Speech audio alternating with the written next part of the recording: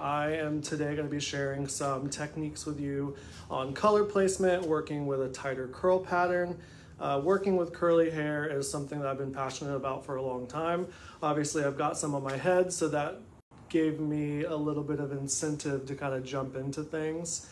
But that being said, I wasn't always super comfortable with working with curly hair or working with different textures of hair. It definitely took me a little bit of time to gain that confidence. So I'm hoping what I'm able to share with you today will help kind of boost your confidence behind the chair and give you what you need to kind of start excelling a little bit more in your curly hair clientele. So once again, for those that are still joining, my name's Austin Garcia. We're going to do a curly color placement today. So you can see on my mannequin head, I have half of this pre-done, which I did earlier today. I'm going to explain what I did on this half, and then we're going to do the same process on this half today, watching this together. So as you can see, this is a shorter, this is straight out of the box curly head mannequin. So not a whole lot of shaping has been done. I did clean up some little tail pieces down here. But this is a classic balayage placement on a tight curl pattern. I'd say the shape that you're seeing is a pretty uniform layered shape. So nothing custom to it, just kind of straight out the box. Now, I broke the head up, each half, into 7 sections. So behind me here, you can see my diagram placement. So showing the back side, I have 3 sections. 1, 2, 3 here. And then on my side panel, I have it broken up into 4 sections. So you have 1, 2, 3, 4. So 7 sections total. Cool? All right. If everyone can hear me well, please give me a thumbs up in the comments. I'd love to make sure that you're hearing me well before I continue on. Perfect. All right. So that is my basic sectioning that I'm going to do a lot of the times. Now, sometimes you can take these sections more zigzag just to create a little bit more diffusion. Feel free to customize it however you want. This is just a basic guideline, and then from there you can kind of expand and get creative based on your clientele and how much hair you're working with. Cool? Right, so you can see through this side, I left this unglazed. I left it just the raw, kind of how it lightened on the mannequin head. I wanted you to be able to see the impact of the brightness that it gets and the contrast that it creates and throughout the whole shape. And then you can see the other half there. So what I'm going to do is I'm going to start in the nape, work my way to the crown, start at the front hairline, and work my way up to that money piece section. Cool? Sound good? All right. So for my product today, I've prepped her hair with our ultimate treatment. If you're not using the ultimate treatment like every single day behind the chair, definitely need to get on it. It's a huge income booster for me behind the chair. I always like to share this, and I hope that it encourages you to start doing it a little bit more. Just last year alone, I increased my sales by over $10,000 just on ultimate treatments alone. I'd say 90% of my clients are going to get prepped with that ultimate treatment. So do not sleep on that. Always make sure that you're offering it to your guests and explaining it really well. If you ever need some good verbiage, reach out to me on Instagram personally. I'd love to kind of like coach you or let you know what I like to tell people and what gets them kind of excited or hyped on, adding that to whatever service they're doing. All right. So, like I said, she's prepped with the ultimate treatment. I used the chelating shampoo twice just to do a really nice deep cleanse. And then I did a combination half and half with moisture and strength as the focus. Cool.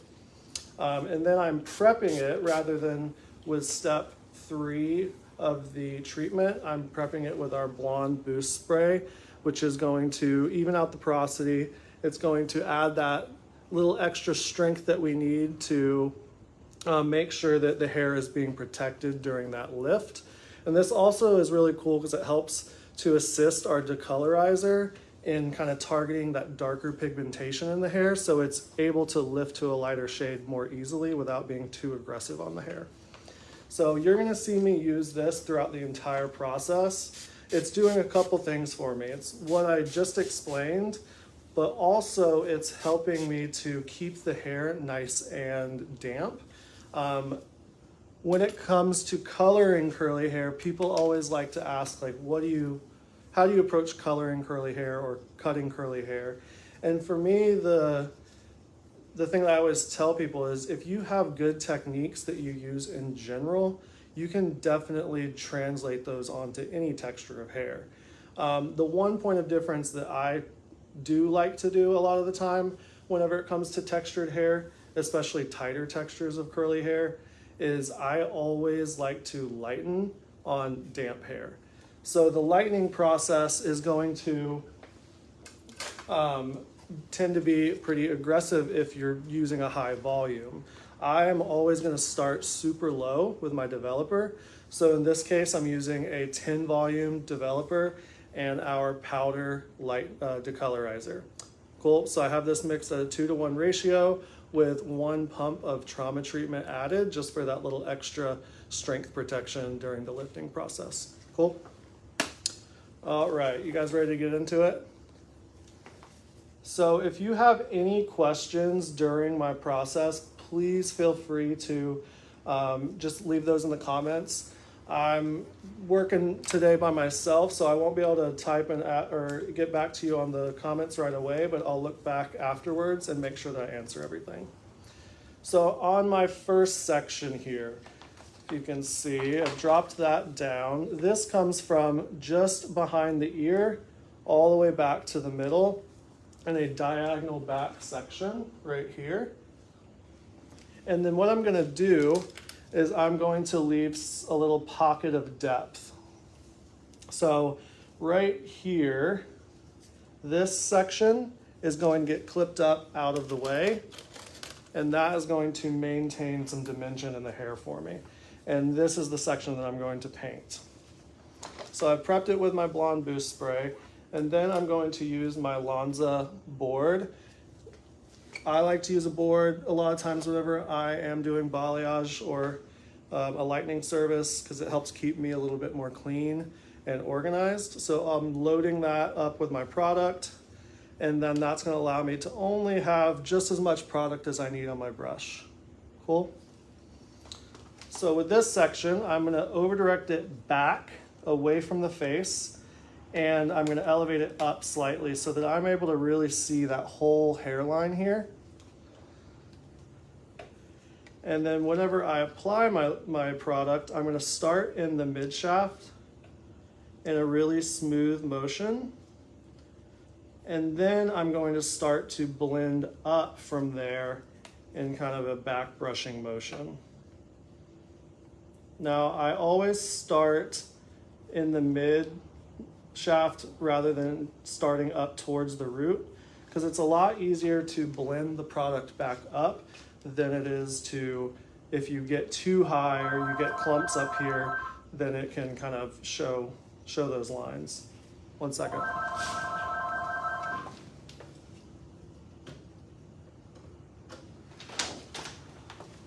All right, sorry about that. In the salon today and the phone is ringing, which is a good thing. So making sure to blend that all the way up. And then I'm gonna drop this section on my board and I'm gonna start to saturate through those ends, making sure to get a nice even saturation so that I'm not getting any spots or any inconsistencies in the lift. So I'm making sure to kind of spread that back and forth to really open up that section, making sure that I am getting a really good consistency to it. And then if your goal is maximum brightness, then I will tend to encapsulate this in foils. In this case, just for a really nice visual, I'm gonna leave it open air so you can kind of see how each section lays throughout the entire process. So again, on that section, our main focus is the hairline and then saturating through the ends and let that drop out. All right. So this is our subsection that we're leaving down and not going to apply any color to. Number 2. So on my number 2 section, I am going to also take a subsection out of that. So with my tail, I'm going to come deeper towards the front and a little more shallow towards the back. And I'll show you what I mean by that. So I do kind of a rounded kind of scoop motion into this section. So it's a little bit deeper towards the front here and a little bit more shallow towards the back. I'll turn it so you can see that really well.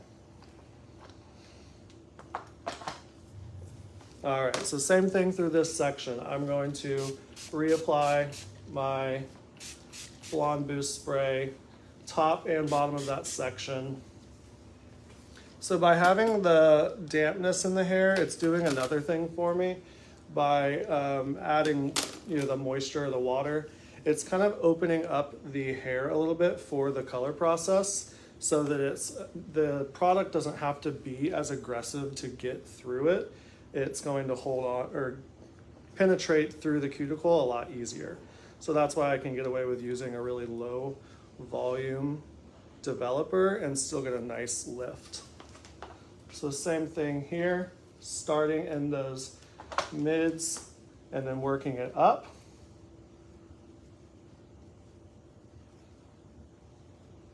Try to get a good angle so you can see really well. What are some of the biggest challenges that people face when it comes to working with texture, like tighter textures of curly hair?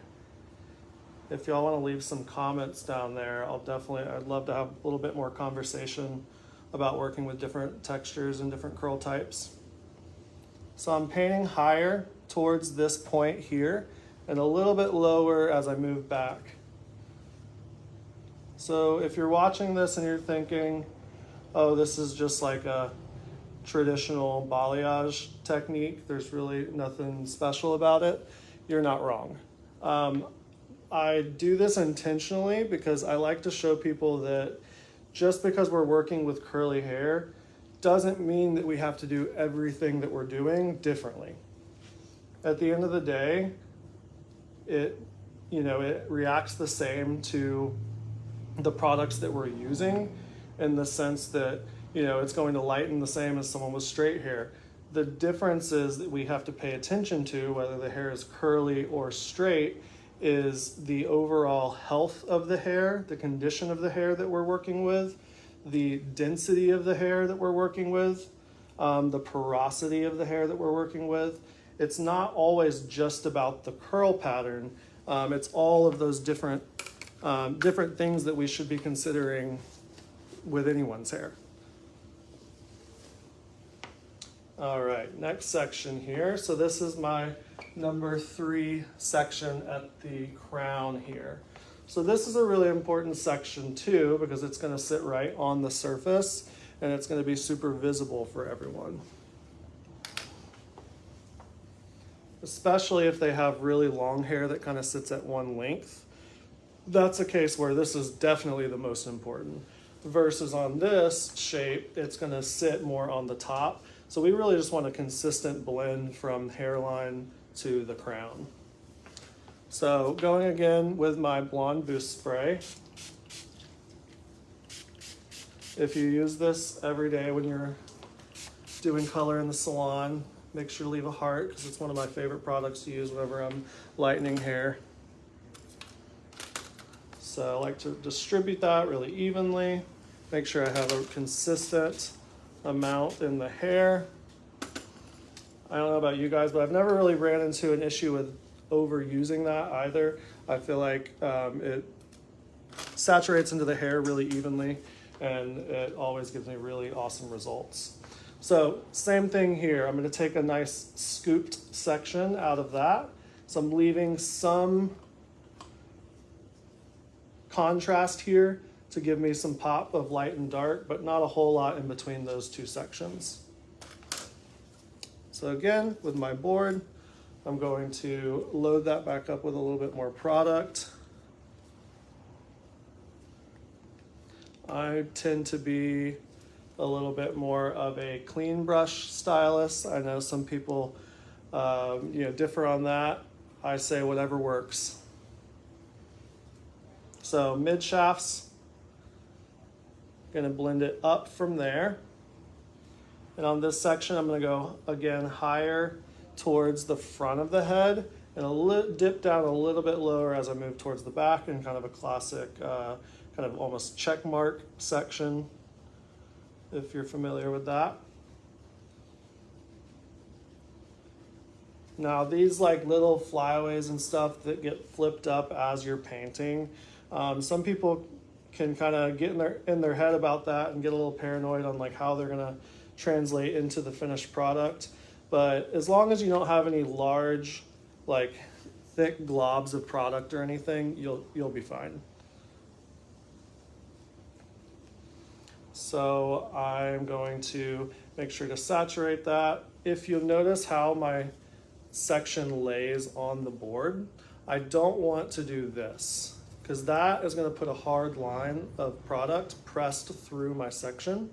I always want to kind of tilt my board almost the opposite direction to where that section is kind of laid onto it in a curve. So I never get a line of demarcation from my product on the edge of the board. Again, spreading that to really saturate through those ends. And then I'm going to lift up, double check my blend on that underneath. Something I always like to ask clients with curly hair is if they tend to always or only wear their hair curly, or do they like to wear it straight sometimes. And maybe they wear it straight sometimes, maybe they curl it with an iron sometimes. It kind of depends on the texture that they have. But I always like to know.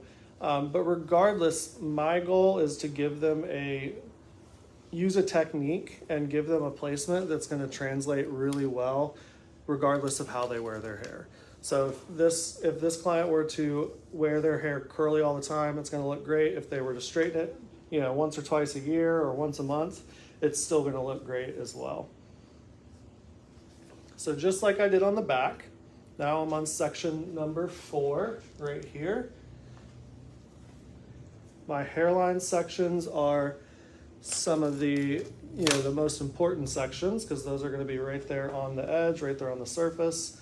What I've done here is I've taken a little bit of my pocket of depth that I'm going to clip up out of the way and save that. And then I am going to prep this with my blonde boost spray once again, making sure to saturate both sides so that I get some consistent coverage. And always kind of comb that through, work it through with your hands on the surface of the hair. So next thing, load my board with product again. And then I'm going to over direct this away from the front hairline. So back and up so that I can really see that whole hairline here. So I'm not painting just up here, I'm painting here and then a little bit towards that surface there. So once again, direct it back, start in the mids,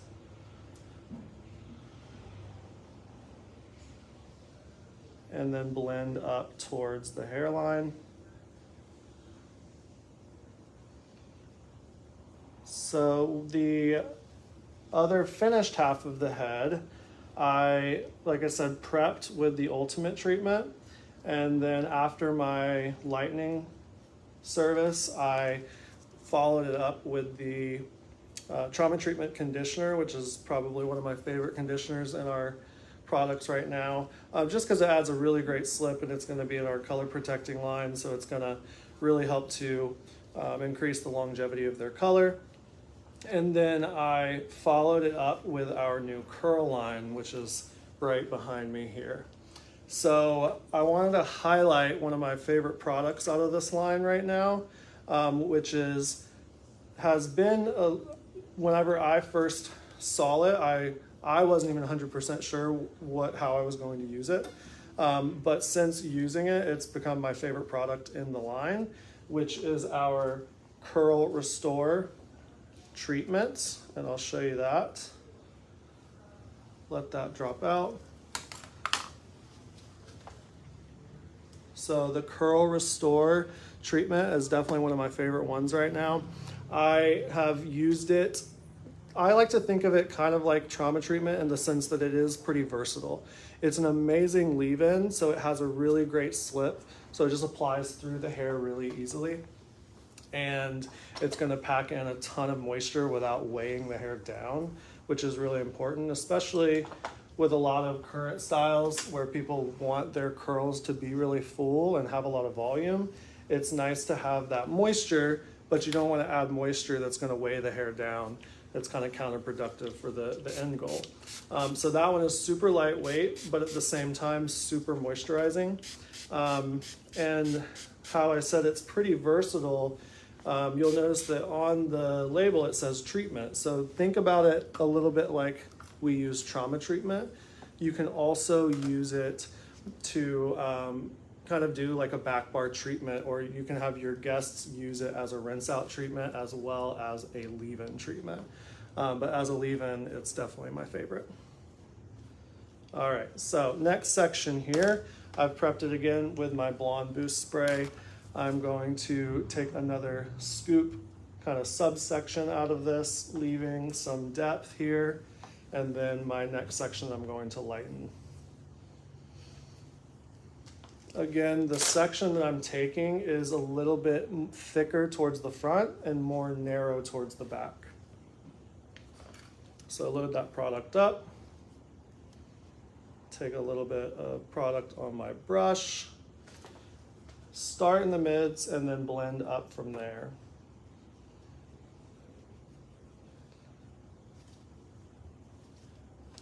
Based on experience, do you prefer to do balayage on dry hair or damp hair? And then another thing that I hear a lot, which is not how I choose to do things, but that's why I love what we do, because there's a lot of different ways to achieve really nice results. And that is, some people will ask or say that they like to straighten the hair first before doing a balayage if they're working with a tighter curl pattern. Now, I'm all about finding different ways to get to the same end result. And if that works for you, and I've seen it work really well for some people, there's definitely no reason not to do it. For me, I choose to do on damp hair mostly because I like to prep the hair with a treatment first, which is going to boost my ticket. And it's also going to help prep the hair for the color process even better. So I definitely am able to make sure that I don't have any product buildup or anything getting in the way or creating a barrier for my decolorizer. So that's why I like to do the treatment to start with. And then also, for me, it's just because it fits into the way that I do my process, it speeds up my time. And I'm all about like finding ways to kind of work more efficiently and give really great results, but do it in a quicker way. And it's not really about cutting corners, but more about efficiency. So this is number 6, which is my surface section in the front. Working that all the way through, use my wide tooth comb to really distribute that down. And then you can see that this section that I have left is a triangle here. And so I'm going to do the same thing where I'm going to start deeper in the front, do my kind of scoop down. This is going to be the contrast of dark that I'm going to leave out, and then the section that I'm going to paint.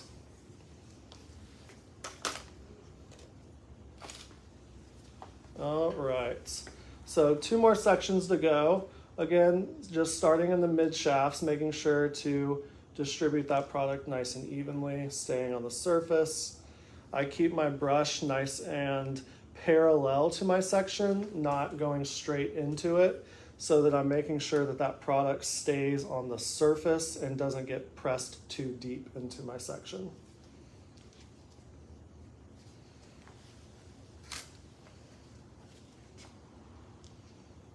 Going to saturate through those ends.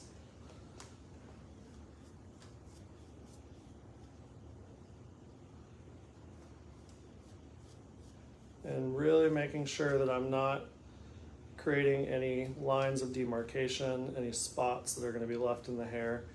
I find that if you do a really great blend, especially with curly hair, then you really eliminate the need of worrying about doing the extra step of a root melt or a shadow root. So this process of doing a really nice blend from the beginning, although there's always a time and place for a shadow root, this gives me a really nice kind of seamless blend up towards the base. All right, so we are on the most important section, the section right here on the front hairline, the section that they see first as it starts to dry. So I'm gonna give you a couple different options on this one. Sometimes I like to guarantee like maximum brightness right there on the hairline by just taking a really thin slice and putting this in foil to create that really thin kind of pop of lightness right around the hairline. But you don't have to do this step if your goal isn't to create like a bright money piece. So I'm gonna use a foil just for this front hairline section. And then I'm going to paint the section right behind it. So with that section, spray with my Blonde Boost spray. I'm going to, again, start mids and then blend up from there. And then I'm gonna do just a little bit of back brushing towards the hairline here. Still wanting to make sure that I have a really seamless blend so that it grows out really well and looks very natural. But I'm making sure to saturate all the way down here so I get nice brightness through there. And then I'm just gonna fold this section up.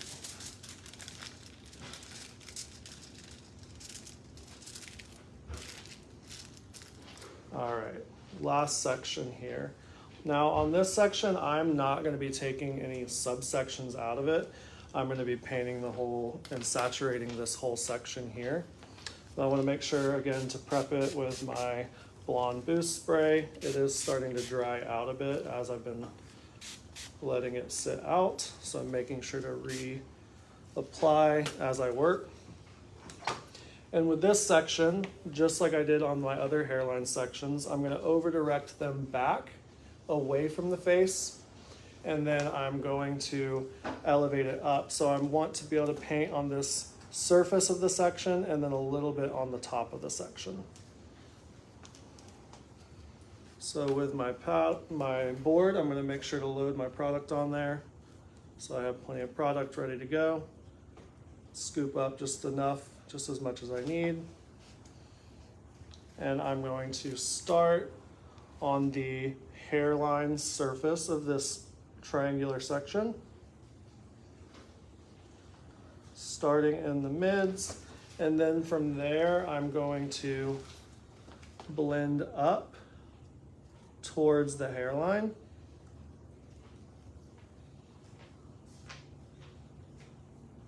And because I did that first section in foil, I know I have that brightness right there on the hairline, so I don't have to be too tedious on how close I get there.